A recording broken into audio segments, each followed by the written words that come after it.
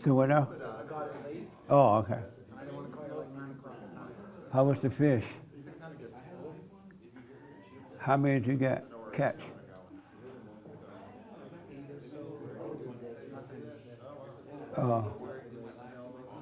James caught some too, right?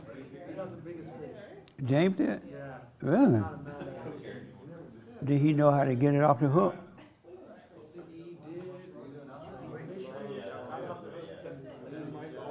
James did? I can see James.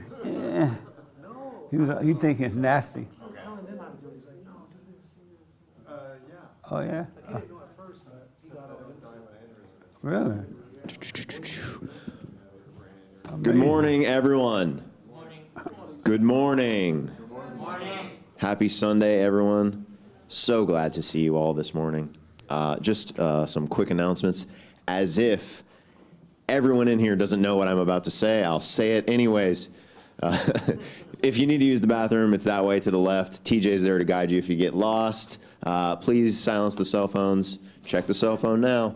I know you've heard me say it before, but I'm saying it again. Check the cell phones right now. It's going to be a real shame if the cell phone goes off during the service. Please, no food or drink during or after the service. I think everyone's good on that front.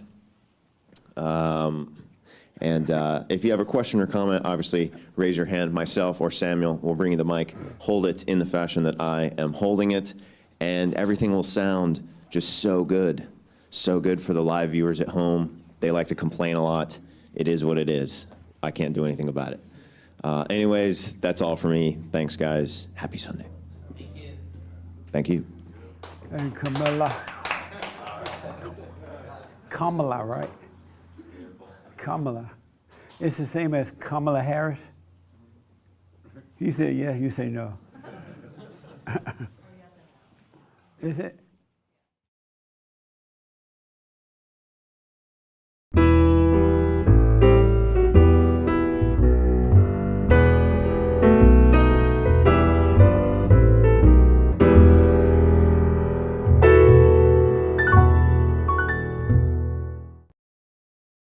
Boy? Yeah, I love it. You love it? Good morning. Welcome to church. I am Jesse Peterson. You can get involved by going to our chat line and on YouTube, and Hank will let me know if you have a question or comment related to today's meeting. All right? So thank you for being with me. Good morning, y'all. Good morning. How's everybody? Amazing. Any questions about anything before I get rolling? It is a fellowship, it's not a teaching. No question, no nothing. Anybody had a life this week? Everybody dead? Yes. One person. Good morning. Good morning. Hey, on my way here, I called my dad, and I just wanted to check up on him, and I hadn't spoken to him in a while. You can't find him. I could find him. My dad is just a call away. My mama, I couldn't find her. He lost his mama. That was the funniest thing I ever seen. I can't find my mama. I'm like, what? But anyway. So I called my dad, and I asked him, Dad, why don't you ever call me to check up on me? And I don't like you. And he was like, man, you know what? Yeah, I'm gonna start doing it. I'm like, you don't have to. You don't have to, but I was just wondering, why is it that you never call? It's always me calling you to check on you. And he's like, yeah, I always have you on. He said that he always has me on his mind, but that he's going through a lot right now, that he's about to lose his job, or that's what Satan is telling him. At the start of this year, since the whole China virus thing happened, the company that he works for, they are moving to Florida. So he's been like, at the start of the year, they said, okay, by September, you guys will not have a job anymore. So September came around. He still has a job. He's still working there. But now they keep pushing it back further and further. So now at the end of December, they say he's gonna be done with the job, right? And he's like so stressed about it. And he's like, I just want, he was saying, I just want January to come so I could see the next thing to do. I'm like, So he's worried about something that's not happening yet. exactly. Oh. And I was like, Dad, why are you tripping about that? That hasn't even happened yet. Yeah. And I told him that all thoughts are lies and that it's from Satan. And he was like, you're right. But it's so hard. And he was telling me I noticed that. a lot of people are tripping. Yeah. They think they haven't gotten a notice or they're not laid off, but they're acting as though they've lost their jobs already. All in the name of Jesus. Yeah. So Yeah, that's what word. he's thinking, that he's going to lose his job. I'm like, you don't even know what's going Right. to happen. And I explained to him, like me running my business, sometimes Satan tries to make me doubt that I'm doing the right thing by running my business. For example, oh, you're not going to have enough to pay this or pay the Right. rent or pay that. But I tell him that I just relax in it. And then God comes up out of nowhere with like a job or 2 jobs or here and there. And then I have enough to pay rent, pay the bills. And he was like, yeah, you're right. And then he was telling me that 2 of his friends, they died because of like stress related stuff, because of the anger and just the fear and that brings upon like being unsure of the future or like trying to control something that you can't control. One of his friends, he said that he would go walk with him at the park, but then one day he just like he had a pain in his back, and then he just never saw him again because he was just in the hospital, and then he died in the hospital. Nice. And then, yeah, I know. I was like, nice. Nice. Yeah. Not real nice, but Nah, I know. interesting nice. Yeah. And I was telling him, I was saying like, I was like, nice. I was telling him like, nice, yeah, but not as like I was more like an encouraging thing, and also to not trip out about it so much, you know, because there's no reason to trip out. You can't control someone dying, you know. Yeah. So there's no reason to trip out about it. And then So another do man. You want him to call you? Yeah, because sometimes I think about him, and Why don't you just call him? I do. I call him. Would I you call need him to call you back? No, I was just wondering, why is it that he never calls me? Like, I just Because wanted to know. fathers don't call their sons. Oh, okay. I never call my son.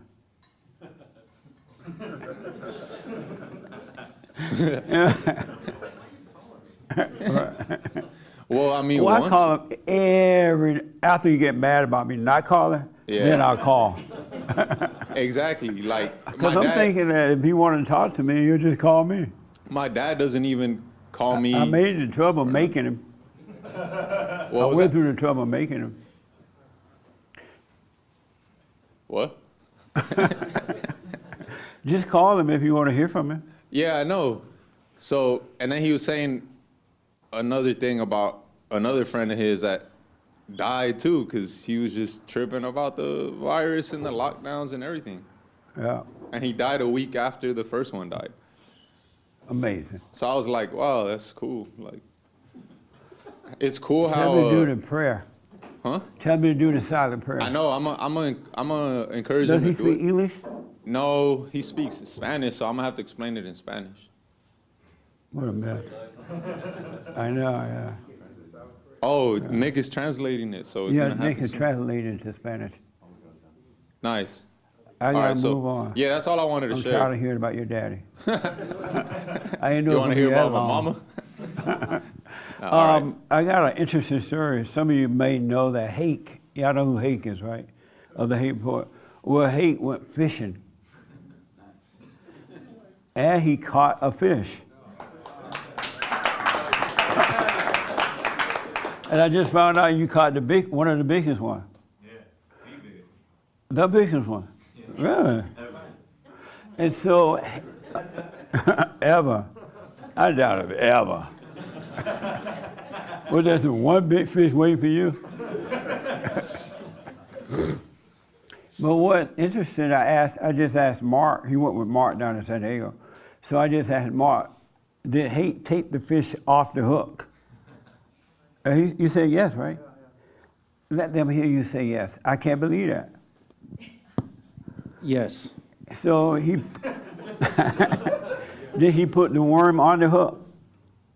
We Or had was it already squid. on the hook? We had squid, but at first, James was not like afraid, but kind of inexperienced. But towards the end, when he caught that big fish, he was doing the whole thing himself. He was putting the bait on, taking it off. But not that he's afraid. Hate is kind of a nice, nasty kind of a guy. You know what nice, nasty means? Yeah, And so, like, I can't see Hate putting his hand in the bucket and picking up one of those little things and putting it on a hook. You're like, this he is was doing nasty. that. He was filleting the fish, cutting it all up Really? through the bones. Yeah. Was all he that. high? No. Did you know it was nasty? I've dealt with that stuff before. I got over it. Oh, you got over it? Yeah. Long time ago. Amazing. I'm surprised he took the fish off, cut it open, and all that. He's growing up. He didn't seem afraid at all. Not afraid, but Hate, like, it's real clean. And if anything seems nasty, he doesn't want to touch it. He was all Like, he doesn't like ketchup and mustard on the hot dog. Right? Right. He think that's nasty. Yeah, that's weird. What? That's weird. Yeah, it is. He's weird. Wow. So congratulations, Hake. Amazing. Anyway, any other question or anything about right here? So I have a question. If my husband had an issue with a family member that's on his side of the family, and I don't have an issue with her, but would I talk to her about it, or just, because I'm not really in it, so He should go to her. he should go to her? Yeah. Okay, all right. And so the family member want to talk to you, but they don't go. No, I mean, we talk like nothing's happened, really. But I feel like there's, I don't know, like she's kind of a little bit different. Does she know that your husband don't like her? Yeah. And I think they just don't like each other. I would just say, well, even though you and I can talk if you want to, but my husband don't like you. Right. And if she Oh, still want to he talk. made it clear. Oh, he did? Yeah. Yeah. I mean, as long as you don't have a personal issue. Yeah, with no, her. I don't. I Yeah. mean, we have different point of views, but But don't talk to her about your husband. yeah, no, I don't at all. Yeah. But I was just wondering, like, should I bring something up or just leave it as is? No, that's between them. Okay. All right, that's it. You know what I mean? Yeah. Yeah. Okay. God said if you have a problem with someone, you go to that person and work it out. Because it's not going to benefit your husband if you try to solve it for them. Yeah. Let them work it out. Unless they ask you to get involved. Right. Okay. No, Yeah. she hasn't brought anything up, so Okay. Families are in a mess. yeah, they are. Mess today. Okay, thank you. Any other questions, comments? Okay. Wow, no questions, comment. Interesting. So I was reflecting this weekend, and I was thinking about human nature. Hey, Scott, where you come from? Amazing. Morning. So I was reflecting about human nature. I didn't know that human being can go so low.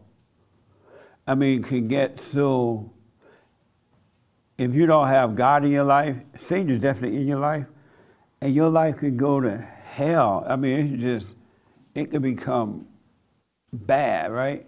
And so I was talking to some family members back east who grew up with me. So they're around my age. And we were talking about, like, how we've been showing these videos of how black people are going into stores and just robbing and taking in the daylight. They don't mind if the film is on, the camera's running or what, they just take your stuff. And we were reflecting that growing up, we never imagined, that's not even like, something just not a part of your imagination, right? Like I can't imagine hate fishing.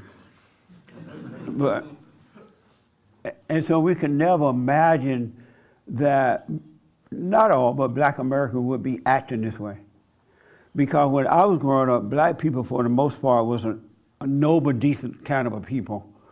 Black people were so decent that, and not all, I'm sure somewhere in the world they were messed up too, because everybody have issues. And so, but black people were so decent that not only would they tell you, don't put your business in the street, don't put family business in the street, don't tell people your vices, just keep it to yourself, because nobody can do anything anyway, right? But if you went out and discussed family business with someone else, you really got in trouble. That's how decent black people was in those days.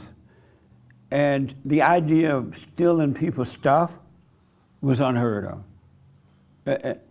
You could leave your door open, unlocked. You could go to church on Sunday and just pull the door closed and go to church. In a black neighborhood, and you just didn't even think that anyone would steal your stuff, go into your house and take your stuff. Is it hard to believe that blacks used to be decent like that? It's hard to believe. I can imagine for the millennial generation, because ever since y'all been on earth, they've been out of control, right? And so we were talking about it, and I remember when I would go up to Indiana, because my father and mother, they all moved to Indiana to get better jobs and things. And they all bought homes. The mother stayed home while the father go to work. And so when I would go up to visit, they lived in neighborhoods where where homeowners live, right? So we didn't see all the black on black violence and stuff like that, because the people were decent people. But if you went up to Chicago, and Chicago is like 30 minutes or so from Gary, the blacks who had moved from the South to Chicago lived in projects. They didn't buy homes for some reason. They moved into those cheap projects in Chicago. And in those areas, the crime and stuff was crazy, out of control, to the point that my parents wouldn't let us go over to Chicago, because at the time they had the Blackstone Rangers, black people were killing each other. And so I would ask them, why are they doing that? Because coming from Alabama, you hadn't seen that. And in their neighborhood in Gary, it wasn't like that, except if you went down the street where the projects were. And so we would ask, why are they fighting? Why are they so this or that? And they would say, well, they're on government. They rely on the government taking care of them. And then they're having children out of wedlock. So they would tell us why it was happening. But I still didn't imagine that one day that the blacks would get the way that they are today. Because it looked like even in a fallen state, and we all come from a fallen state, some have, some haven't, there's like a limit to how far you let yourself go, at least in those days, because we had a shame about being in a fallen state. But there seemed to be no limit now. And so we were talking about this and arguing a little bit about it. And so I asked, well, not only me, but my other family member asked, well, why is it that they have no shame about stealing and just going in there stealing, and the cameras are on them and they're taking, like they're shopping, right? And so one of my cousins who live in Chicago reminded me that there came a time when the Democrats encouraged people not to be ashamed of being wrong. That they talked about, oh, you got to take the shame out of it. They made shame feel like it was a bad thing. And so they took the shame out, and once the shame was taken away, there was nothing to contain the people, and they just went really out of control. And I'm like, wow, I remember that, because I remember I used to see some of Oprah's shows at one time, and Oprah would have people on telling them not to be ashamed about being a lesbian or homosexual or whatever they were. Don't be ashamed about it. And so, but when we were growing up, we had shame about it. We would just wear our stuff on our sleeve thinking that, oh, this is the way it is, right? And the shame is gone. And so we were talking about, why don't people stop it? And now Gary is out of control. It's just, the whole town messed up. all the white people left for the most part, and the blacks just gone out of control. And one of my cousins who worked for the government in Gary, Indiana, told me that the government, the Democrat, they said Democrat, but the government, which is the Democrats in that city, they don't want the people, the blacks, to get better. In their little private government meeting, where they're meeting, and they're complaining about the gang violence and stuff like that, in the privacy of the meetings, they would say, no, we don't want to let them, the blacks do what they want. They don't want to stop it because it brings in money for programs. And the money ends up in the politicians' pockets, right? And so in the privacy of some of these meetings that the government and Democrats are having, they're saying to each other, we don't want the blacks to stop. We don't want to end the violence in Chicago and black on black crime, because they need that in order for them to say, they'll say it. We need that, we need the votes, we need this, and if we upset the blacks, we won't get the votes. They're literally saying it out loud in the privacy of their meeting, but they don't want the media to hear about it. Not that the media are gonna do anything nowadays. And so we were discussing this, and we realized that when we look at all the cities that are controlled by the government, liberal or Democrat government, they're all out of control because that's how the Democrats want the people. And the people don't have the sense enough to pull aside away from it and start thinking about this stuff as individual, right? And they have lost that sense of individuality. We grew up being individuals. The world was not like it is today when I was growing up. It's really not. It was totally different. And since I'm 72, I know how it was, and so I have something good to compare to the bad. And in Alabama, even though they had the Jim Crow law, it was known that the law was about keeping the blacks out of the Democratic Party. It wasn't about keeping them from the Republicans. But that has all changed. They've been miseducated. But it all comes down to morality. If you don't have a solid foundation built on love, built on God, you will literally go out of control. And then in our society today, if you're wrong, you're being glorified. They love the ones that are wrong and hate the ones that are right. It used to be the other way around, but now it has totally switched. And I noticed that the people who are on the side of good, they're afraid to speak up. They won't even say anything. And I don't understand why you don't say something. See something, say something. But the people don't even say anything. And so, before I tell you why I think that is, I want to ask a few people, who are afraid to speak up? Well, nobody here is going to admit it now, huh? Since I said all that. Do you speak up when you're with people who disagree with values and things? It depends who it is. If What do I you have mean like by a that? good relationship with them, then I'm more likely to be like really completely honest. But If you have one now? like if I have a relationship already built with them, it's easy for me to be completely honest. If you have a good relationship with them? Yeah. But how about if you don't have one? I feel like if I don't have one, like because I don't know how they would react, I'm kind of like a little bit nicer. But I still speak up. But a nice speak up? Yeah. Does that work?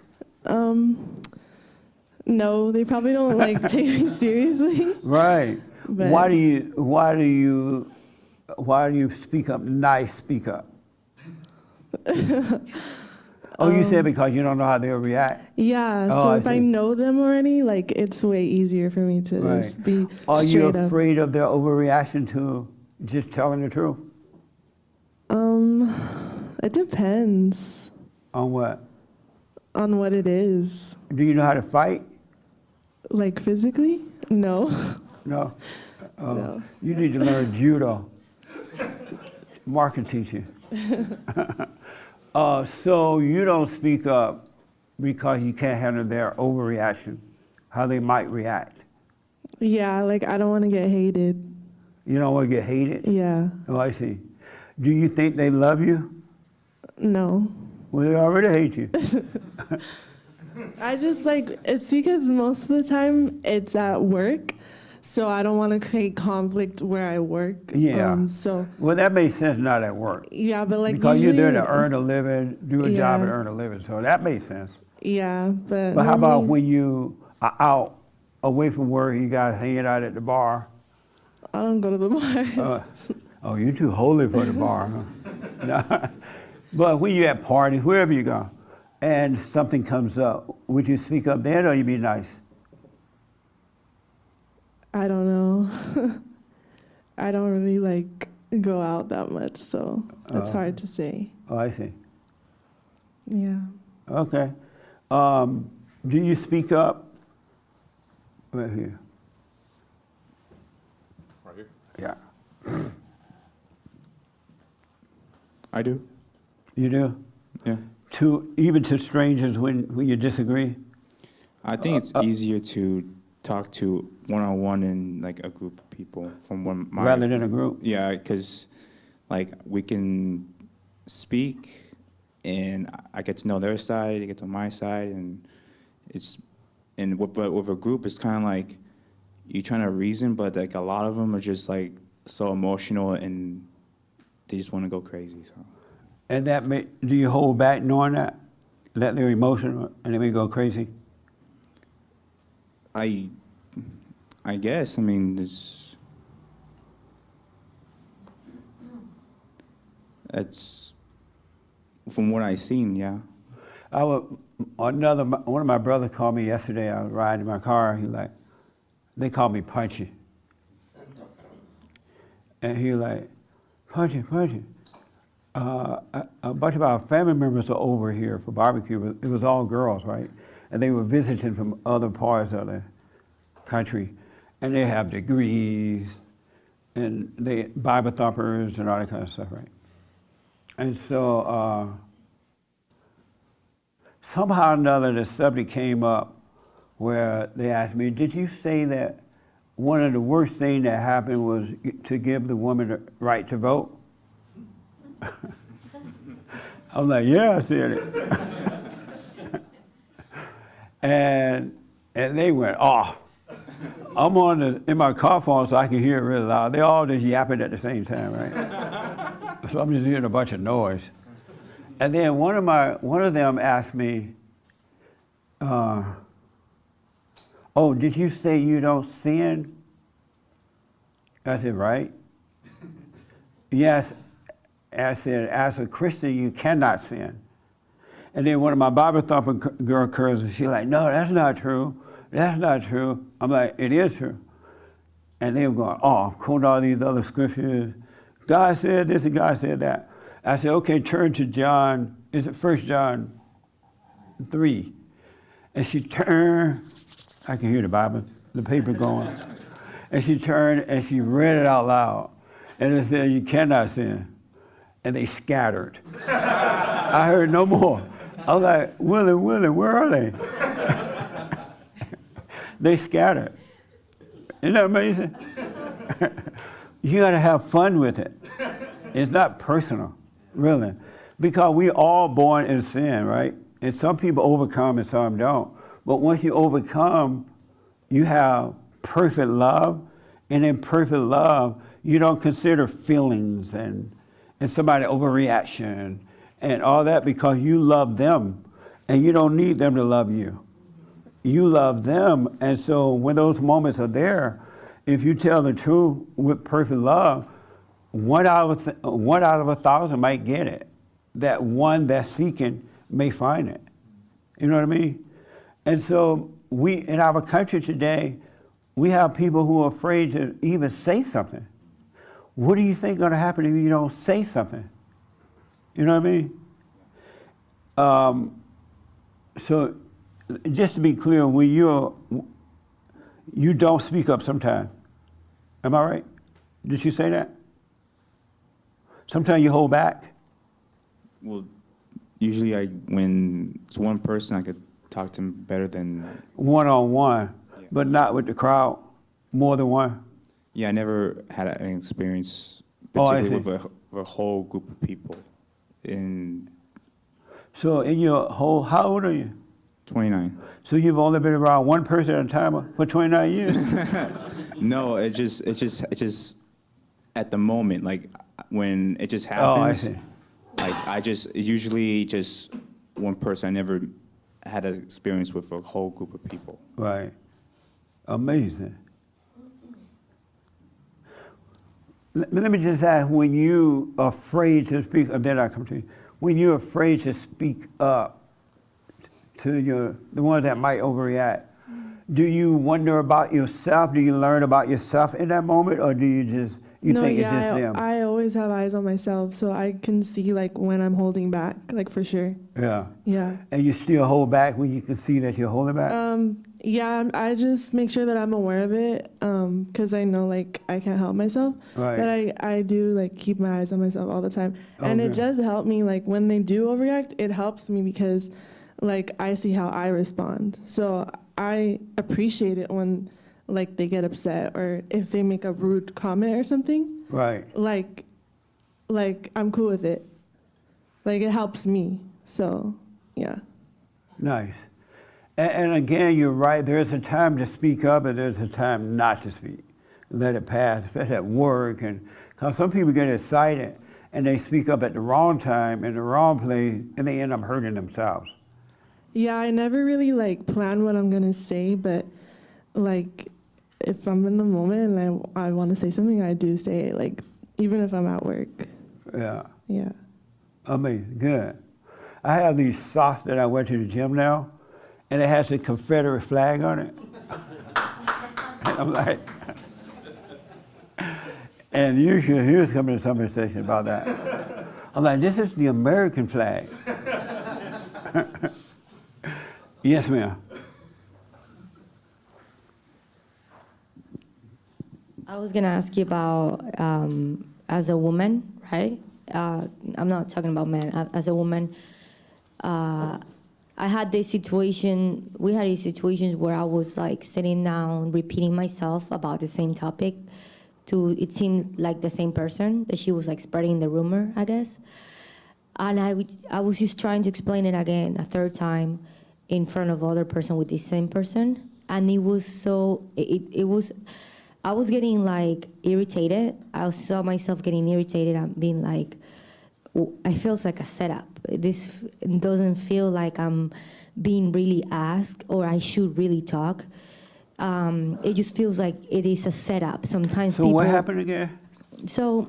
You said, repeat what you just said.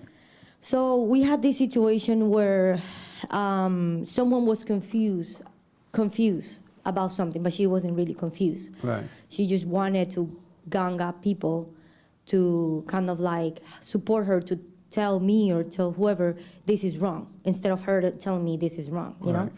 So she kept asking questions, saying that she's confused to take more information from me, right?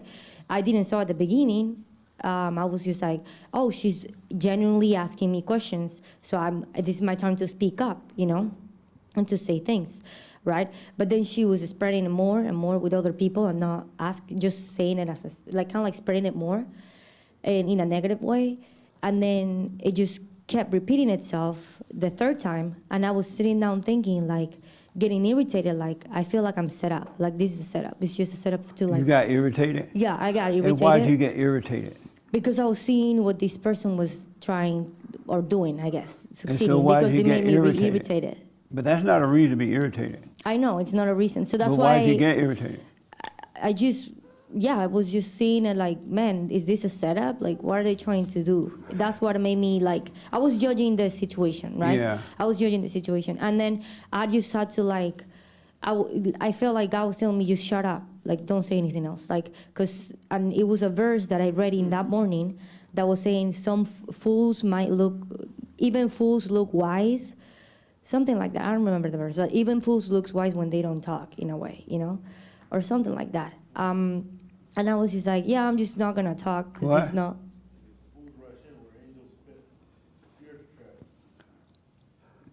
I don't think that's the one she had. But it was Nice something. try. The verse. Irvin try to act like he know the Bible. No, it's a different one. The verse was something about like don't talk all the time. Like you don't need to talk to prove a point to keep trying. And I saw myself because you're saying I can see myself. I saw myself like the whole trap was I was trapping myself into it because I was trying to appease the person, make her understand me, make her be like, oh no, I'm not your enemy. Oh no, I'm not. Like I was just appeasing the person, and I saw myself so clearly, and I was like, oh my gosh, not next time, but like now I know not to talk. Like now I know when I'm trying to appease somebody, and I feel like they're setting me up, but I'm setting myself up with it because I'm the one that is trying to make myself look good or make myself look like amazing. So that's sometimes I feel like when I have that emotion, I'd rather not speak because I get that I can speak really well. Like I am not afraid to speak. That's for sure. Yeah, but my problem is, I think, not my problem, like the problem that I don't know if to say it like that, but my temptation is that my talk, when I speak, is my ego, normally, like it's to like feed my ego. So I have seen myself and I've realized that I need to learn how to not speak, how to not say anything, because this is my challenge, I guess. The one thing I've noticed about overcoming, and a lot of people have this problem, most people won't let themselves go through anything. You don't want to feel the ego pain. And so because you don't want to feel that pain, you're not getting better. There is no way you're going to get better until you can feel the ego pain. You allow yourself to go through things, really. Like this woman, if she was trying to embarrass you or whatever, right? If you just be quiet, unless there's something real to say, but allow yourself to feel the pain of it, feel embarrassed, the pain of the thoughts and all that crap, you'll get across that and you'll be better for it. But most people won't let themselves look bad. They won't let themselves go through anything because they're concerned about what others think or how they feel about it. The narrow path, the straight and narrow path, is not like an easy path. Matter of fact, when you wake up and you're ready to overcome, it becomes harder because the ego get busy, your thoughts go wild, you have all this inner conflict to deal with, and most people do not want to go through that. But you're not going to get better until you go through that. Really. When you can conquer the enemy within, then you'll be able to conquer the enemy without. But it starts with you first. You have to totally die from that old nature that you're overcoming, the ego nature. And I noticed that most people won't do that. I've seen family members and friends who like seem to be really tight, right? And if someone make a joke or say something that's not true, they're mad already. Rather than know if they feel something about it, that's a sign that something's wrong with you that you need to overcome. The person that insulted you doing you a favor, because if that nature wasn't in you, no one can make you feel anything. No one can make you feel angry. It's already there. And if you get angry or you feel embarrassed or you feel whatever, it's because it's there. They didn't put it there. And you should be glad to see it. Count it all joy when you're going through that so that you can overcome it. You're not going to get better until you endure. You got to endure. And eventually you will start to get better. And then you see what it's like to be on the other side. And when other things happen, you're okay with going through it. But you got to go through it. It's the craziest thing. You got to endure the pain. Otherwise, it's over. So many people refuse. I don't know what they think Christianity is like once you get, quote unquote, born of the Father. You think it's over? That's when it really begins. But now you have the power, the light of God to overcome it. So you be still and let the light, let the Father fight your battle for you. That's what it's all about. Before that, you have no one to fight your battle for you. It's all a spiritual battle. And the one thing I realized, and then I'll tell you, somebody, I think I saw your hand.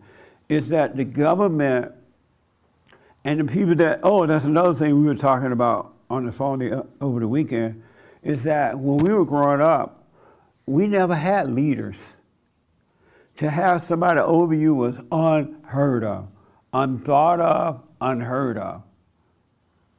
But now, especially when the civil rights movement started, they set themselves up as leaders over the blacks, and the blacks accepted it. And the leaders are not going to let you go. What do you think they're going to say one day? You know what? I got enough money and power. I'm going to let y'all go now. I need no more power. They're going to keep you there so their husbands, their wives, their children. If you notice in the government, whenever one person retires, they put a family member there. They don't just leave. They put their friends there or family member because they're not going to let you go. They're not going to say to the blacks, okay, black folks, y'all killed one another enough. We have enough power. Y'all can go now. It's not going to happen because they have no love. They don't care about you. Anybody that's over you as your leader don't care about you. Otherwise, they would not put themselves over you. They will point you back to the source, which is Christ, to be over you, not some human being. That makes sense? And then the white people, I don't know what to say about y'all. I've been trying to figure the white people out all week on the radio show. Because I see them going down the same road that the blacks have gone down. They're being corrupt. They're now having leaders. The kids are out of control. Christianity is disappearing from the white families. And no one says anything. It's like, no one says anything. And so I've been trying to understand the mindset of white people, especially white men. It just doesn't make sense to me. What's your name? Yeah. Brandon wanted to tell me the mindset of white people. Then I come to you, since you're not white. And then I noticed that the children of the lie, they're trying to bring in more people now to be a part of their group. Black and brown, and then they want to bring in the Chinese and people of color into that hell so they can get more votes and have more support. And everybody just quiet about it. What is the mindset of white people? I'm not exactly 100% sure, but I Are know you white?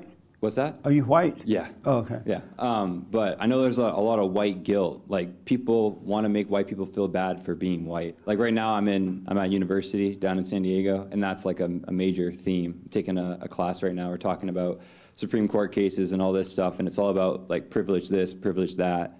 And we even did we had to fill out like a privilege sheet to like see how much privilege we had.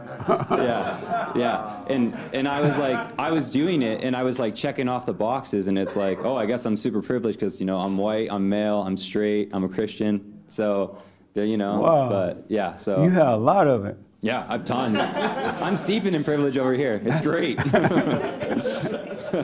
Did you turn the paper in? Did you fill it out? Yeah, we all had to. We didn't have to turn it in. It was like a self-reflection thing. And then we had to talk in groups about our privileges, like what some had, some didn't, you know. But it's like, how do you measure it, really? Like, I was kind of confused about it. And did you talk about yours? I mean, not really, because I didn't really want to give in to like the whole idea of like privilege. I was just kind of saying, like, I like being American. I like having rights. I like being able to have free speech, stuff like that. But I didn't want to bring it back to race and like, oh, I'm white, so I have all this privilege. I would have had so much fun with that. Yeah, I know. I guess it kind of goes back I'm white, and here are all my privileges. Yeah. Read them off and just have fun with them. Yeah. Because if we allow the children of the lie to have one subject going, and we don't punch back with another disagreement or whatever, they're going to win. I know, and I think that's back to the point when you asked about not speaking up, and I think the group setting, it's like that group think sets in, especially in a college class. Right. And it's hard to speak up. Not that you shouldn't, but it's hard because then you kind of isolate yourself as, you know, people think you're just this white, I don't know, racist guy because you think white people aren't. And do you care about that? I shouldn't, but I think I do. And why? Down I do. I don't know. When you were talking and going through it, thinking like you brought up the point about how like they don't really love you, right? And I They was don't. like, yeah. So why should I actually be worried about it when from the get-go they already They don't love you anyway. Yeah. It's not like they say, "Oh, I love you. We're just Right. having fun here." Yeah. They don't love you, and you're giving your life over to people who don't love you. They're going to destroy you. They want to. Yeah. For sure. And they will. Mm-hmm. They Yeah. really will. There's nothing to stop them. Oh yeah, I know. Like classmates of mine, white guys, just totally like saying, "There's like the white guilt was just incredible." Like they're just saying, "Yeah, because I'm white, I don't have to face this or that," and just, yeah, it's crazy.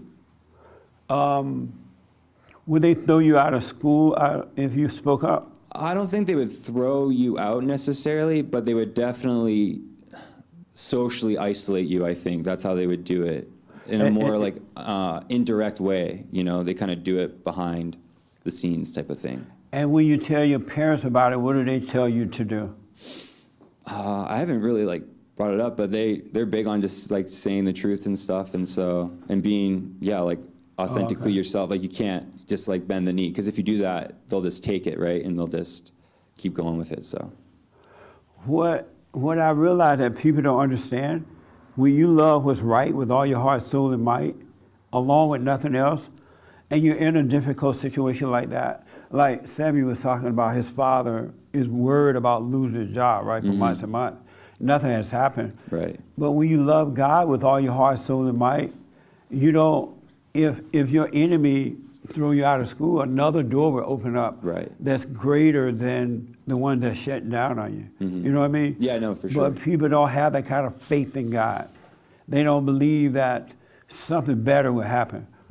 They worry about it. They're in there because they're of darkness and not of the light. Right. But white guys gotta start speaking up, because they're gonna kill you. They really will. They don't love you. It's not like they love you. They don't love you. I remember one of the things one last thing we talked about that was happening when I was growing up.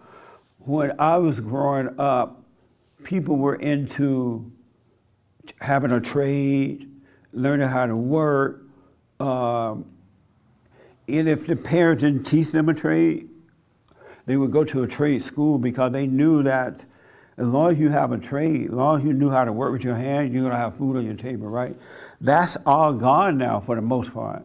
It's all about college now, and so there are a lot of jobs out there that are starving for people who know that has a trade, but they can't find anybody because they're all into this crazy college thing, and they have gotten away from their natural talent. And we got to return to that too, because when you have a trade, you have a house, there's so much, you can have an amazing life if you're not comparing it to someone else. But white people got to start speaking up, because this is a spiritual battle. It's a warfare between good and evil. It's not some game that these people are playing. Even with this abortion thing, they would tell me how bad abortion is in the black community. I just happen to be talking to my family black. They're blacker than me in some cases. But I didn't know abortion had gotten as bad as it is. It's bad. Everybody and their mama they spit out a babies and then they take those pills, if they, the morning after the day of or something like that. Anybody know what I'm talking about? Yeah. And so they still killing the babies. And I had heard, I think Hate may have told me this, somebody told me that even in the womb, the baby can be smiling and stuff, something like that, before the baby comes out of the womb, so the baby's alive, right? But abortion, so I'm now calling these people religion the anti-Christ religion. Maybe the Christians will wait for one man to come, but I guess he's already here, because these people are pushing their religion like night going north, and Christianity is fading away. We got to stand up. You know what I mean? So don't be afraid if they ask you about your white privilege, oh yeah, thank God I'm white. Yeah. Don't be afraid. They're not afraid to say what they say. Right. Yeah, that's the thing. Exactly. So why should I? And they have a right to say what they want to say, but likewise, you have a right to disagree. Right. They can't forget about shut that you part. down. So what? They forget about that part, about the disagreement part. They don't like that. But they don't like it because the other side have shut down for the most part. And so if anyone dare to speak up, they go nuts. Yeah. They can't imagine that. So you got to start speaking up. All right. You really do, because they're going to kill you. They're going to take your stuff. Someone made a T-shirt and they sent it to me. It says, on the back, big letter, it said, "White privilege make my back hurt." Isn't that what it says? Yeah. White privilege. And I won't wear it because it has, what's on the front? Oh, I forget. Blue collar AF. Oh yeah, blue collar AF. And I don't know what AF means. And so, I thought it meant America first, but the millennials will tell me it might not mean that. It's a, yeah. It's a curse word? Oh, okay. But you got to start speaking up. Really, you got to speak up. I don't know what else to tell you. You got to speak up. And if you're afraid, at least you'll learn that you're afraid. I'm afraid, and you'll get over it. But if you don't say anything, you're becoming weaker. It's a spiritual battle, and it has nothing to do with color, nothing to do with male and female. It's right versus wrong, good versus evil. People yell at me all the time. They call me names. I'm totally enjoying it, really. Because what happens when God takes the spirit of anger away from you, He gives you perfect peace so that you can fight your battle. He's fighting that battle with you. He doesn't want you to be afraid. And if somebody get mad, let them be mad. And, you know, when they get mad, just look at them like you look at a movie. This is funny. You know what I mean? It's just a spiritual battle going on. But if you don't start to speak up, you get worse. Look what's happening over in Europe, over in, where's that place with all the, not, Sweden. Sweden. Over in Sweden, so I've been told from different sources, 99% of the women are sluts. And 99% of the men are slut makers. Everybody weak. Because Christianity has been taken away from them. If you don't have Christianity in your life, you literally have nothing. All right? Yes, sir. Thank you, buddy. I have had a weakness to actually overspeak all throughout my life, to just speak up even when it wasn't warranted. Right. And when I retreated from that because of social exile, you know, these little groups I was in cut me out. I was really afraid about just seeing a group of people, to the point where like it didn't even make sense. Like, I never had social anxiety when I was younger. I was very social, Hollywood Boulevard as a kid. But then even just like last night, like my girlfriend wanted me to meet her friends at an art gallery.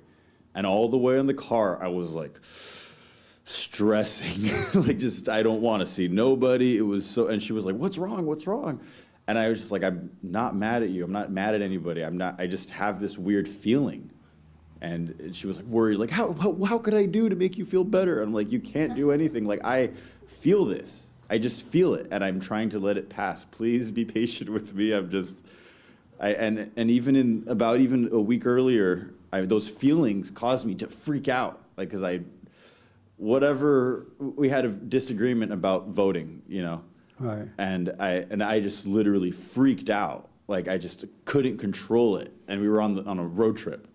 And I walked out of the car, and I was making a big hullabaloo, and I just couldn't control my feelings. And so you were overreacting? I was really overreacting, and then I really had to be aware of it, and sit and be patient and sit through it.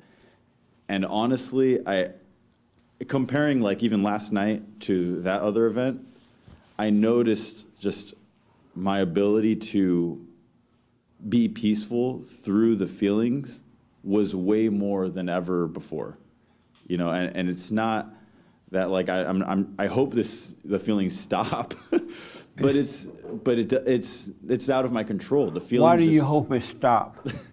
Because it's felt like it's been there my entire life. the uncontrollable feelings Yeah. feel like they've been there my whole life, and they I totally feel understand it, man. like it will never go away, and Yeah. you're always gonna like. Because even just when I'm being patient through it, the thought process is you're never gonna overcome this. Yeah. and it hurts. It really hurts. But Where does it hurt? it hurts It in just- my forehead Yeah. and in my chest. Yeah. You know, and my heart races, and I like twitch, and like And I bet your girlfriend thinking, wow, this is my weak beta boyfriend. Yeah, no, seriously, it's I it's really crazy. have control over this one. No, it's Look how he's acting. He ain't going nowhere soon. it was crazy because Yeah, like I totally understand it, man. You're making an amazing point. and all I gotta say is that even though it felt like kind of messed up, I still went to the event, and everyone was normal. No one was weird to me. Nobody didn't you get called out for this? No, nobody said nothing to me. No, Yeah. nobody was weird to me. And then afterwards, an after party, and we went to go just say hi to some friends and have a few drinks, and nobody was weird. I don't even know what I was afraid of at that point. At Yeah. the end of it, it was like nothing I was afraid of even materialized. Nobody had a weird conversation with me. Nobody tried to challenge me about politics. They Yeah. just were normal. It was very normal. Are you doing the silent prayer Yes. every yes, day sir. and every night? Every day, every night. Okay. More often than beginning and the end of the day. Just Here's as often what as I possible. this is what I was talking about. People don't want to endure that pain. So here's what I recommend. When that come again, just feel the pain of it. No one knows it but you and God. If you don't overreact at all, nobody outside know you're going through that, right?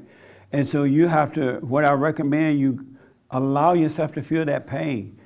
The thoughts are there just feeding you and driving you nuts, and the pain feel like death, like you can hardly function, right? But quietly go through that. And when you're going through it, be glad to be going through that. That's better than not having to go through it, to be honest with you, because now you're growing. Not only are you overcoming that fallen state, you're growing in faith in God, because you would see that He would take that away from you. And after that, life itself comes, right? And then the next time you have to go through that, you're ready for it. So don't wish that it would go away really fast. Don't complain about it. The Bible says, count it all joy when you're feeling that pain, because that's what's making you grow impatient and with love, with everything. You're dying, you're coming alive. That's what you want. Don't try to make it happen. It's going to happen on its own because you're overcoming the fallen state. But you got to be quiet through that and do not overreact. Don't reach outside for any help. Be quiet and go through it. And even if you had gotten to the party and the people were acting weird, you still just allow yourself to feel that and just be yourself. It'll blow your mind. That's what it means to die and come alive. But the people don't want to go through that pain. It's all lies in your head anyway, but you're overcoming the voice of Satan. And you're becoming familiar with the voice of God from within. But you got to go through that. And that's what most people don't want to go through. I don't even think that most people, do you realize that once you wake up, you got to go through that? Do y'all know you got to go through that? Because a lot of people avoid that. But you're blessed to go through that. Man, I've had to go through that. I didn't have anyone, let him have the mic back. He had another point I want to make. Thank you. I didn't have anyone to tell me that I had to go through that pain. And so when I first woke up, because I thought when you wake up, it's just all over. Now you just skip through the tulips, right? And so I didn't have anyone to tell me that I needed to go through that. So I had no other choice but to go through it. I didn't even have anyone to talk to about it. I just quietly went through it, and it was rough. It was like, there was a point where you just want to not eat. It would be so hard on you, right? But thank God I went through it quietly, and I didn't have any outside help, because now I understand it. And when it comes now, I'm not complaining about it. And what's going to happen, you're dying from the world. You are dying from the world. So when your friends turn on you, family members, whatever, or you won't feel, you'll feel nothing about it. It'll be as though it's not even happening to you, because you die from the ego, from the world, and you're living with the Father from within. So let yourself die. That's all that is. And Satan doesn't want to die. So next time, and it will come again. Oh, yeah. It will come again. So next time, just be quiet through it. And just continue to do your day, do what's in front of you. Don't even let your girlfriend know about it either. Especially your girlfriend. Because women need men to be strong. Because if she sees you all carrying on through the pain, and when you have to guide her through it, because she's going to have to go through it too, she's going to say, how you going to tell me? You're acting like a little woman yourself. She's not going to want to hear it. But if she doesn't even know you're going through it and you're becoming wiser, freer, and you're able to point her, she's going to appreciate it better. And she won't be able to judge you for crying and carrying on through yours. But you got to be quiet. You'll see that God is with you. And all it is, you're in your head. If you look around, all is well. You have a roof over your head. You have a job. You still have your girlfriend. Everything is fine, but in your head, it just seems bad. But that's just Satan dying. He doesn't want to leave you. That makes sense? Yeah, it does. So and it will come back until you get over it. It even got to the point where my girlfriend started saying, Juan, you're being a woman. Thank you. And I was like, whoa. And That's honestly, right. to hear her I'm say glad that, you told him. to hear her say that literally was like a trigger in my brain. Like, whoa, stop. Like, you're not standing up for what's right. You're not saying something that you believe in. You're just being emotional. Yeah. And that is definitely different. And that's how I don't know, in my brain, the logic goes, oh, well, I need to stand up to get against this. And I'm like, why? If the thoughts are telling you that, don't do it. Yeah. It's a setup. Yeah. Really, it's a setup. All thoughts are all lies all the time about everything. It's a setup, all right? So just relax and go through the pain. Y'all understand the pain? Anybody ever had that? Yeah? Oh, okay. Even when I disagree with my girlfriend about politics or whatever, I'm used to people setting me up to get information to side against me. I'm used to that. That's what's very normal over the last 15 years for different things. And when she asks me, she literally means, why do you believe this? Please tell me. I don't know. She's literally, it is hard for me to say, like, oh yeah, well, calm down. Okay, hold on. Here's actually why I believe this. And then all of a sudden she's like, oh, thank you for telling me. I had no idea that was happening in the world. It was literally, like, it's literally like, not like I'm bringing her to my side, but explaining myself coherently actually gets across to people who are seeking. Well, now that you understand you got to endure that pain of overcoming all that craziness that you had before, that personality you had, if you overcome that, man, you're going to mature. You're going to deal with life in a simple but perfect way. You're maturing, that's all. So, but you got to let yourself die through it. You'll be fine. Thank you. That's good, man. Nice. Yes, ma'am. I forgot who. Let me ask this young man first. You said you have dealt with that kind of pain. Me? Yeah, I have. Especially because I get what he says about, when he feels these feelings and then he kind of outbursts it. I have that with my son's mother a lot. I still have a lot of feelings towards her and a lot of thoughts. I think about her almost every day for some reason. I don't know why. And not always positive. I think about the things we've been through, And what does the pain feel like? Sometimes it feels like I just want it to be right, and I feel like I messed up, and sometimes you can't take it back, and so that's what brings in my head, and that is so true. Satan tell you, oh, you did this and you did that, and now this is going to happen, and that's going to happen. And you're all like scared on the inside and worried, and Satan wants you to do something about it. And so he tell you, oh, you better call her up, or Yeah. you better Or let her know that you're feeling this way. 'Cause Right. I actually did it like 2 months ago. I sent her a text. I'm like, man, I don't know why I always think about you every day. And then like I said it. I don't know why I said it. And other times I've wanted to say different stuff, but I stopped myself. But for some reason I told her that, and I felt like I told her that to guilt her into like kind of feeling bad for me, and so she would kind of, Yes. like, cause I And- kind of I so kind of that want to you make her can angry. feel Yeah. better. Yeah. Listen, don't do that anymore. Don't reach out. Go through it, right? Yeah. Because God is not judging you about whatever has already happened. He's not holding that against you at all. Yeah. Because he knows that in that fallen state, we do some stupid stuff. Because we can't see what we're getting into, right? So we do stupid stuff.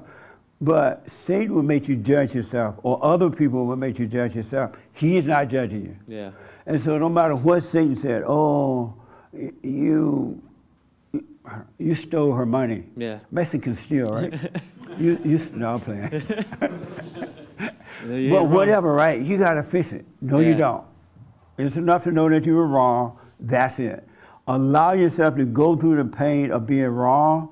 Don't reach outside. Don't do anything that the mind tell you. You'll overcome it. It'll be amazing. All right. You're just coming out of that fallen state. He's bringing you back to him. And your faith in him will become strong and strong and strong. Right. And there's other stuff that you got to overcome. You will be able to endure it.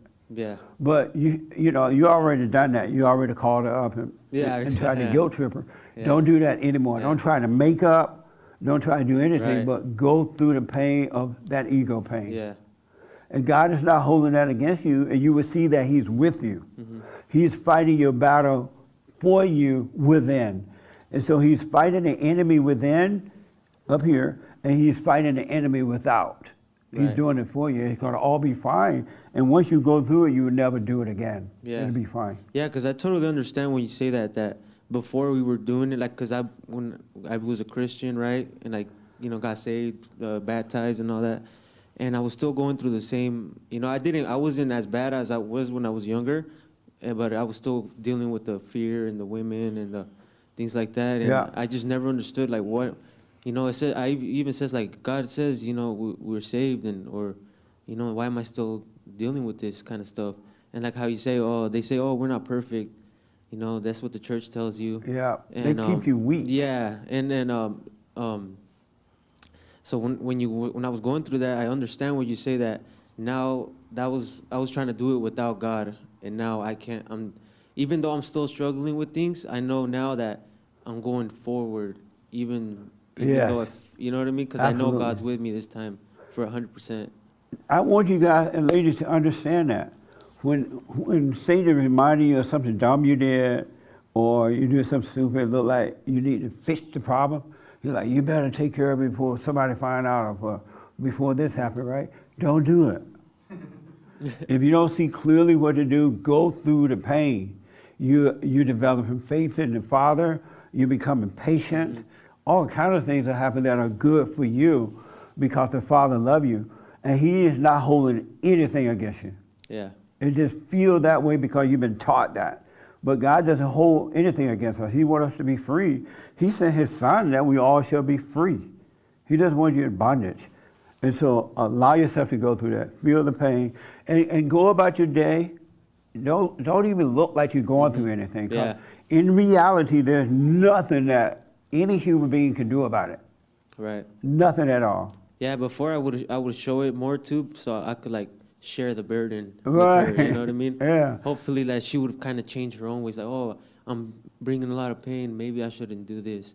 I think that that's my thought process when I would do that. Even before it was worse, like when I didn't know about you, Yeah. I was way worse with that, like Yeah. either I would make her hecka angry and say like, don't ever talk to me, kind of make her see like, maybe I should talk to him, you know what I mean? Like kind of reverse psychology stuff. Yes, yeah. But that was way worse back then, but yeah, like I said, it's getting better and Be still and know God. Yeah. Go through it, really. Right. It feel like you're dying. It feel like the life is over, like the world is just over.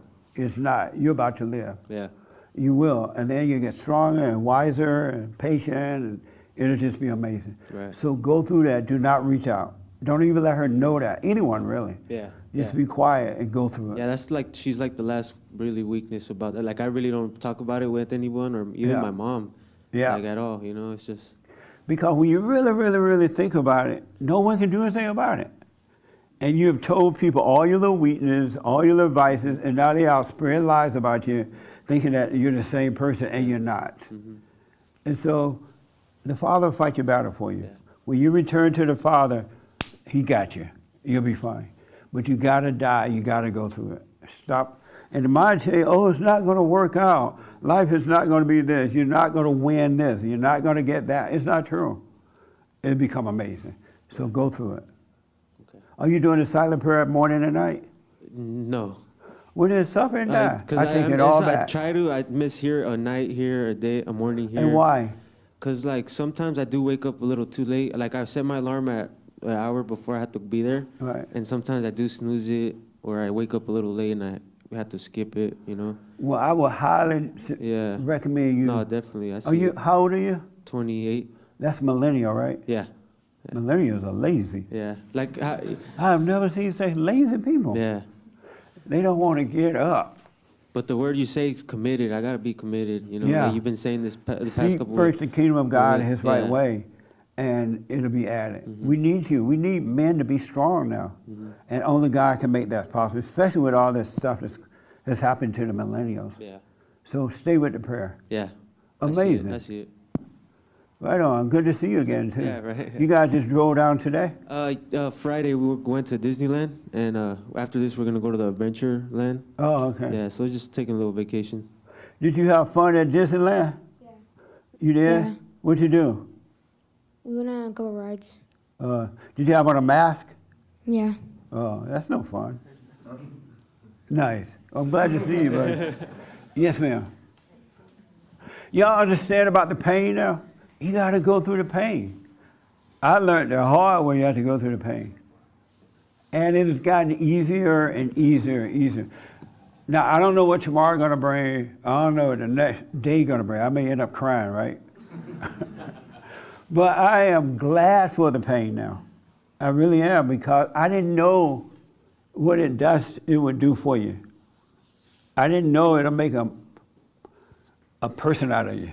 I didn't know you get stronger by going through the pain. Because Satan be telling you all kind of crap. Oh, this is not going to work. This is that. They're going to think this or that about you. You're going to lose your job. So you're tripping with those thoughts, and you got the pain of being in the thoughts, and you just want to take a drink. No wonder the millennials smoke pot.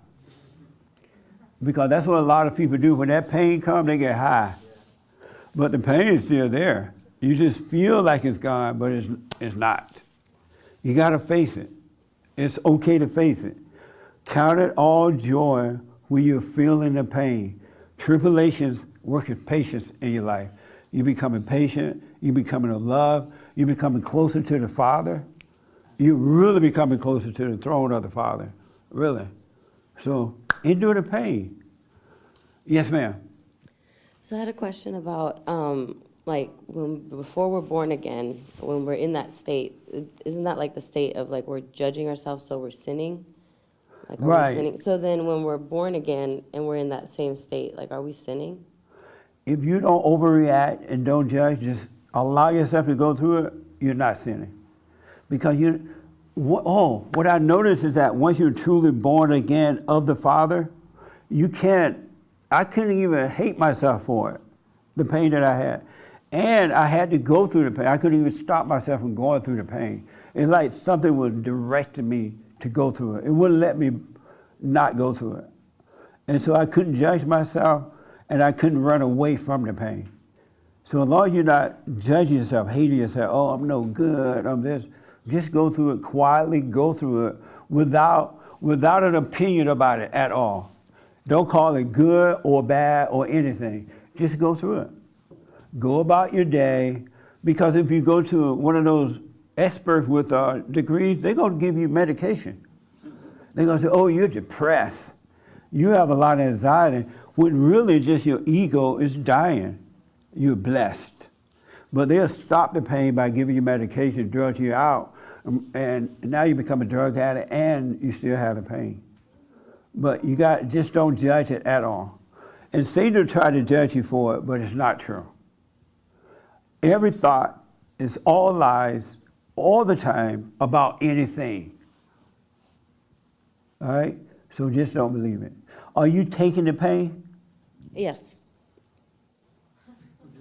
Mm. Mm. No, I'm playing. And so explain to me what it is to be taking the pain. It's to be aware of what's going on inside of myself in that moment, and just, not believing it, but being aware of it. It's just like recognizing, okay, I'm feeling this way. I can see where it's coming from. And in acknowledging it and kind of being aware of it, just recognizing, okay, it's not real. Are you able to still go on with your day? Yeah. Even though you're in the pain? Mm-hmm. Yeah. And most people know about you and your boyfriend, so I can bring that issue up. You know how you crash parties? They know now. Oh, yeah. No, you mentioned that before, right? What? About crashing the party. Oh, yeah, yeah, it was a party crash. So she mentioned this. This is the only way I can bring this up. She talked about it in a meeting. The last time you talked about how they were having a party or something, they didn't invite you, and you invited yourself, right? So next time that happens, that's why I want to use it, because you've spoken up about it. The next time that happens, Satan say, oh, they having a party, they didn't invite you, right? And Satan say, oh, you know what, bake a cake and act like you just want to drop it off. Or buy some wine, here's a bottle of wine, and see if they invite you. Just stay, right? Don't do that. And then when you don't do it, he's going to give you all kind of ideas, and then now you got to feel all these things about it. Oh, I should go, I shouldn't, I should go. Don't go. Don't do anything that the mind is telling you, no matter how great the pain is. Just stay home and suffer through it, or go to work or whatever's going on. It's going to blow your mind. You'll see that the Father's with you. Don't get drawn, don't run away from it. Allow yourself to feel that pain. And then once the pain is gone, get drunk. At least you're not running from the pain, you know what I'm saying? And then you drink in moderation. Yeah. Because most people don't drink in moderation because they're trying to cover up the pain. They're trying to feel better. But if you're not trying to run away from the pain, you're drinking wine in moderation, all right? Or whatever you drink. I don't even know if you drink or not. But, so, that makes sense? Yeah, I'm actually trying to apply it to like a part of my life. Like, I want to get up early and go to the gym, and I don't. I always like stay in bed, and I think that I don't endure the pain in those circumstances because I give in to the thoughts of like, I'm tired, I want to That's right. Let's say you know you want to go to the gym tomorrow morning. You want to get up at 5. And as soon as you open your eyes, they're going to say, oh, it's too early. and you're going to be like, no, Satan, it's not too early. And you're like, yes, it is. And then all of a sudden you feel tired. You feel like you can just wait. Satan said, wait until after work today. And you say, okay, don't do that. Let those thoughts be there because you can't make them leave. They will leave. And you feel the lack of energy, get up and go anyway. And once you start working out, a great energy will come.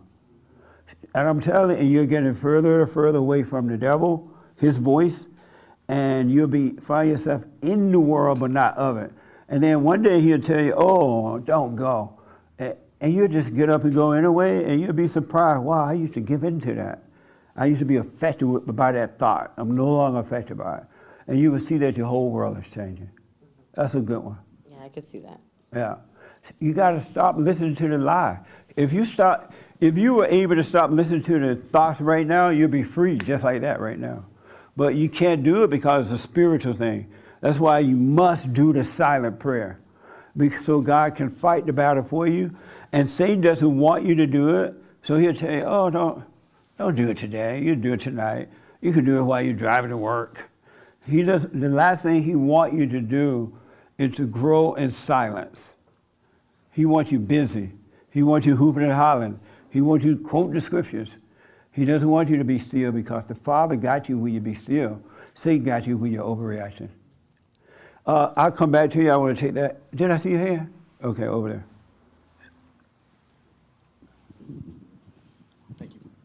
I think what you're saying about taking the pain is exactly right. The thing I'd emphasize is just the sooner the better, because if you let time pass, it only gets harder. And what happens is the challenges as you go on in life get bigger. And if you haven't formed your character with the small things and done those right when they were really small, you're not going to suddenly become tough and courageous when you're dealing with like real big things. That's right. And I mean, I was fortunate because I started doing it when I was in middle school, and like, what do you have to deal with when you're in middle school? Like, not that much. Right. But you have some stuff, and if you start dealing with it then, you develop a habit of character, of learning to draw from the right source of energy instead of anger.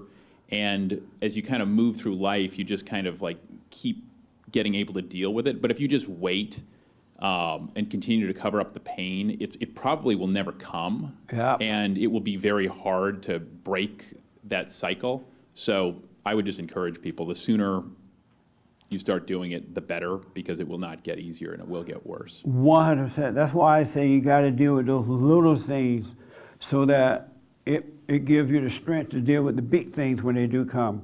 And big things will come. The only way big things doesn't come is you just become a bomb and don't do anything in life, but still, it's hard being a bomb. Because you're going to be depressed being a bomb, right? You're going to get mad at the folks when they don't give you money. Or somebody cuss you out, right? He is so right. I would suggest, let's say that, you know how some of you fight amongst each other? Right after the meeting, somebody may say something to one another, and you get mad. Take that pain. Don't get mad. Or if you feel mad, allow yourself to be mad, but don't turn on the person. They don't know. You needed that. That's that little thing you need, an example of it, that you need to overcome. And it's making you stronger in life. And don't go out saying, oh, Sally told me I need to meditate, or I need to observate. And she don't know what she's talking about. I'm not gonna have anything else to do with her. You're not gonna grow. That's that very little thing you should allow yourself to go through, because if it wasn't in you to get mad, whatever Sally said would have made you mad. So deal with the little things, you grow into big things. That makes sense? You gotta take the pain. No pain, no gain. You gotta endure. Amazing. Start right away enduring, because things happen all the time. And you find yourself wanting to overreact. Don't. Go through it. You're overcoming. Yes, sir. Anything else? Yes, sir. You know, what I realized I was listening to the radio, and this guy was on the radio. He had serious anxiety, and he kept telling the other person he was talking to, well, you know, the drugs, the medication doesn't help. You don't realize the medication doesn't help. The anxiety, and we all know what that is like. That's the thoughts and things like that. And so recently, the same thing happened to me. Thoughts came on me really hard, and even, no matter praying or anything, I had to endure it. I had to take the pain. Yeah. And what I realized about it is that I wasn't wrestling with my mind, the thoughts and the arguments. I'm not wrestling with that. I'm fighting a spirit. It was actually a spirit that was attacking me. And so people think those sounds and the voice that you hear in your head is you or your adversary. It's actually a spirit. And you can't fight a spirit. Yeah. Only he can fight a spirit. And so once I realized that, I was able to relax and endure it, because we were wrestling against the spirit, not against our thoughts and imagination. So another example is a lot of folks are getting these notices. Well, you've been told, oh, you're gonna lose your job if you don't take the vaccine thing, right? So right away, a lot of seniors say, oh, you're gonna lose your job. You better do something right away. You better get a preacher note or whatever they say you need, an exemption note. And the people start freaking out rather than realize I still have my job. But Satan's telling them you're going to lose it. And so you're bringing more attention to yourself than you need to, because things can change just like that for you. But if you overreact and bring attention to yourself, you can cause yourself to get fired.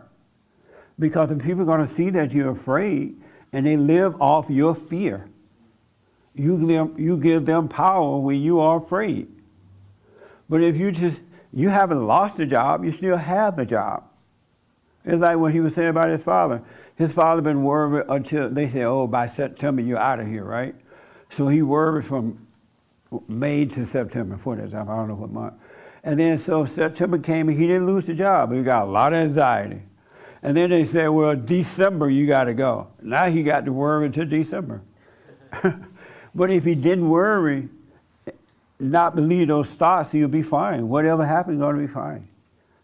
Satan wants to destroy you. All thoughts are all lies all the time. But you got to endure the pain. I'm glad we had to talk about the pain, because I've had that pain so over the years. You know, it got way, way, way, way better. That I would say, you know what, Lord, whatever. I got to go through this, I guess. Just give me the strength to endure it. Because I knew I couldn't do it on my own. So I had to just drag myself through it. And it was amazing. I'm glad I went through it. I really am glad I went through it. But I didn't know that you had to go through that. I never heard anyone say that. But you do. And I think a lot of people think that when they return to the Father that there's no more suffering, it's all over. That's not true. That's when it began, but you do have the Father with you, and you'll be fine. All right? Any other question about that? Yes. I just realized when you were talking about it that that's exactly what Jesus did. Like, God took him out into the wilderness for 40 days where he had to let his ego die. Yeah. Where he was just still, and then Satan gave him these ideas about doing it right now and making himself king. And he said, no, I'm not going to do it, because he was still. He could handle that. And then he was ready at the end for when he had to die, because he'd taken care of. So God like trained him almost to, you know. Absolutely, man. That's deep. Yeah. So did you know about this pain before right now that you had to do that? You said it a lot before, and I've heard it, but for some reason today, I heard it differently. I don't know why. It really sunk in today. Like, yeah, I got to stop escaping the pain and just take it to get better. What it is, because I've been talking to so many people over the years, and now even more around the world, they all pretty much have the same complaint. You know what? I'm afraid now that I stand up, I'm afraid to lose my husband or lose my wife or lose my job. And I can see, but I'm like, you got to endure that pain though. Because being afraid of losing that means that it's more important to you than what's right. It's more important to you than God. And we cannot love anything or anyone or anything anyhow more than God. Love God with all our heart, soul, and might, along with nothing else, and our neighbors ourselves, right? And so I'm telling them, okay, endure the pain of losing it. That meant that it's your God, and it's too important. And if you lose it, you're going to be fine anyway. You never really had anything. Never had it. And so I'm telling them to endure that, because it's a sign that something else be more important to you than what is right. And so I think a lot of people some people starting to catch on to it now, because they have never been told you had to endure all that. But you got to endure it. So endure it, folks. Any question about that? No, it makes perfect sense. So when you have to correct your wife or your kids or something, and you're afraid that they may get mad and not want to talk to you, instead of holding back, correct the family. And if they get mad and leave, fine. At least you'll have peace, because you'll be with the Father. Yeah. All right. Yes, Raymond. Okay. Then I can't believe this time is up already. Look, what time is it? What the? Jesse, what you say about many blacks don't care what they do, are becoming more and more narcissistic, as you say. It reminds me of what happened in times of ancient Rome. Whenever their enemies are at the gate, Rome would dispense them, throw away democracy, and choose a man to rule over them and become a dictator. And this is exactly why I'm afraid it's going to happen in this country. People are running away from the responsibilities of freedom and ask once leaders to take over them.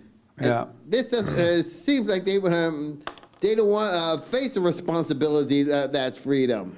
What it is, I don't think they know. I think that they have been so brainwashed and dumbed down with welfare, relying on the welfare, and then not having fathers and mothers together to show them examples, and then not being corrected along the way over the years. I don't think they realize that they are being controlled, deliberately being controlled, being set up. Because if you notice, the government, it seems that all they want to do is get rid of the police. It's not like they want to get rid of the people that causing the problem. They want to get rid of the people that will stop the problem. And so that's another sign that the government they want you to be out of it. They want you to be afraid. They want you to be crazy so that they can have power and wealth. They are not doing, if you really think about it, they're not doing anything, especially in the inner cities. And then they're trying to destroy the suburbs too. But they're not doing anything to try to repair the problem. So the people went around the country saying, defund the police, right? While at the same time they're saying, let the criminals out of jail. That doesn't make sense. And people fell for it, and what did they do? They defunded the police. And look at everything now. But I think the black people don't know that they're being controlled. I just can't see them doing this knowing what's happening. And this has been in the making for a long time. It didn't just start last night. It's been, this socialism stuff, and I'm just learning about it. It's been in the making for a long time. It's just now, it seems to come to a head, and it's just going out of control. But we still can stop it when we overcome fear. Speaking up. They don't even want you to speak up because there's power in speaking up about it and saying no to these people. But if you say nothing, then there's nothing to stop them.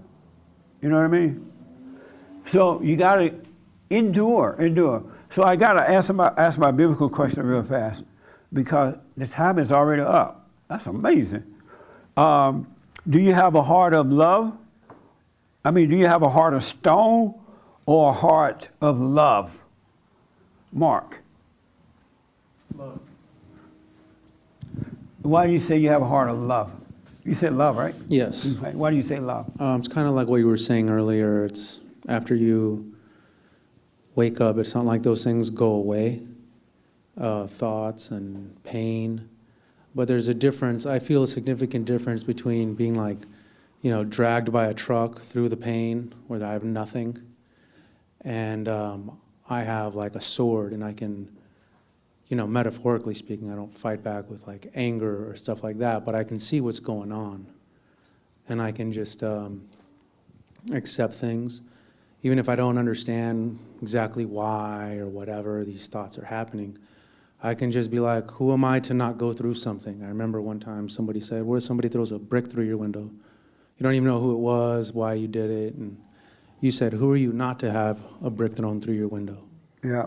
It's like, I just have the, I don't want to say the ability, but the capacity to let things be. And if someone stole something, they stole something from me. You know what I mean? Had you thought about this before it became a biblical question? If you had a heart of stone or love? Not exactly those words, but I always used to think about, am I born again? Am I not? Am I there? Am I not? Thought about that a lot. Are you doing the silent prayer every day, every night? Yes. Every day, every yes. night? Every morning, every night? Every morning, every night. Every morning, every night? Every morning, every night. Hermes, a heart of stone or a heart of love?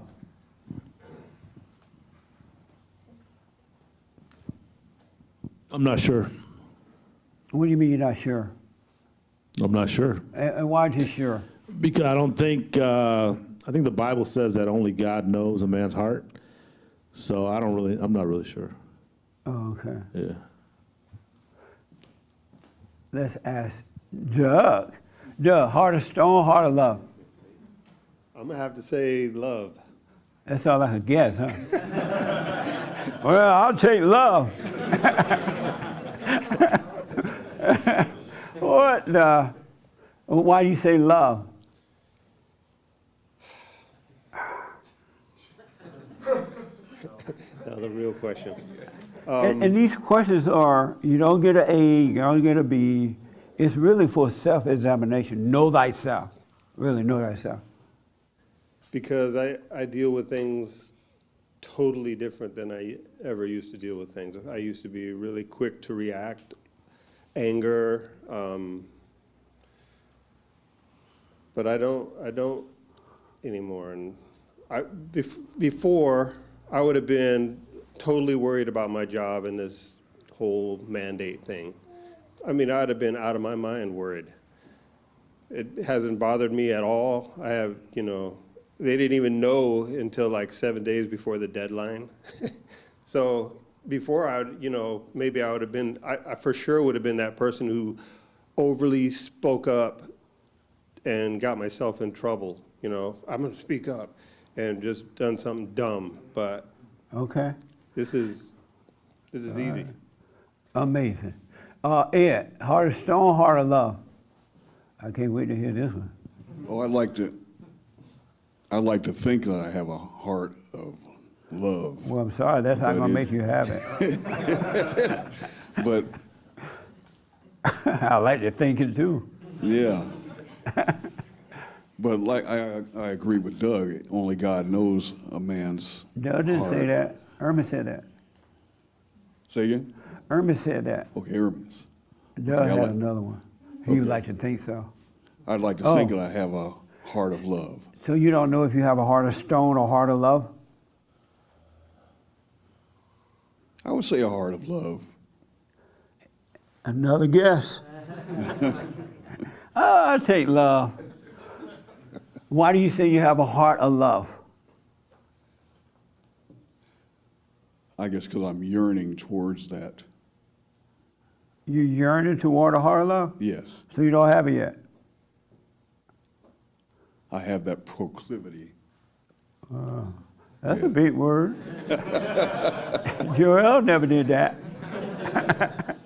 Proclivity. Yeah, a black guy knows Can words. you spell it? Those big words.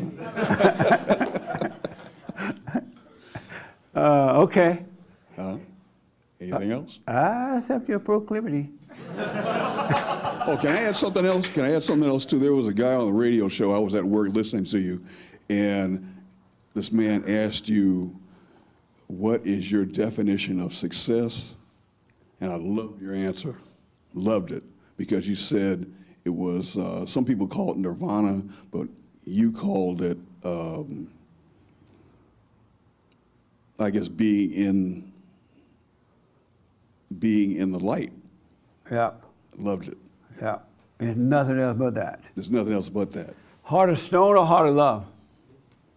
I'm gonna be honest. I think I got a heart of stone. And why you say a heart of stone? I don't know. I feel like I don't know. Between the two, I think that's where I lean right now. Oh, okay. Yeah. Right on. Yeah. Well, at least one honest person in the house. Heart of stone or heart of love?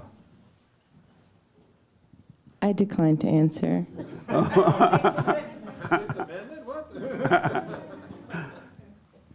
You decline to answer? Yeah.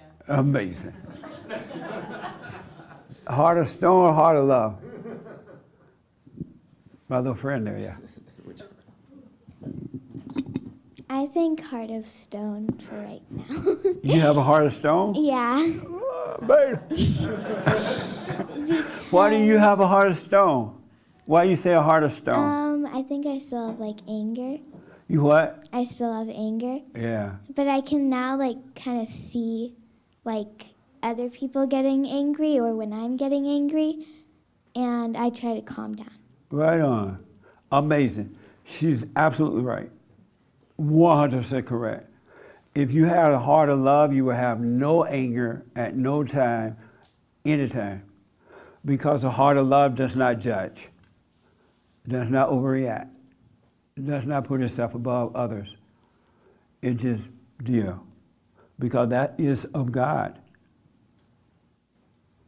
And if you have anger, you have a heart of stone. Because that's of Satan.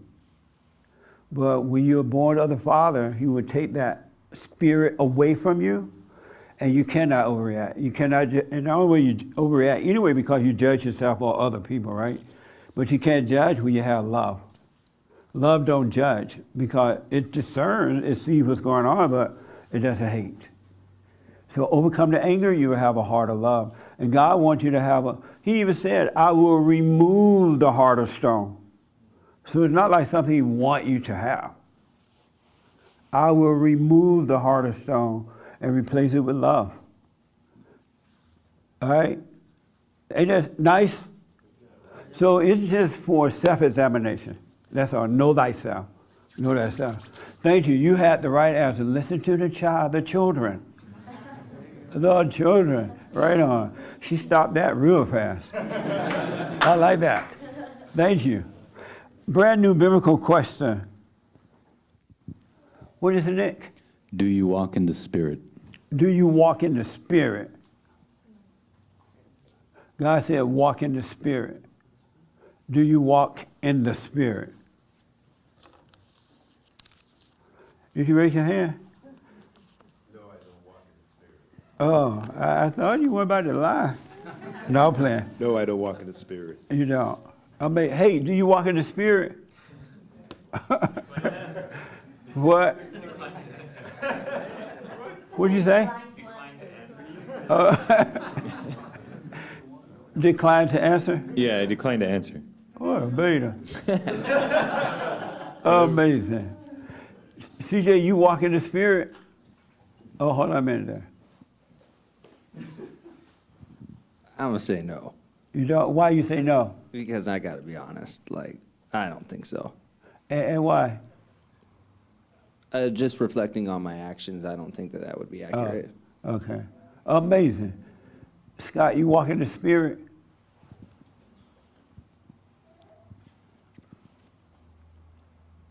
Yeah. Yeah. Right on. And why do you say yes? I'm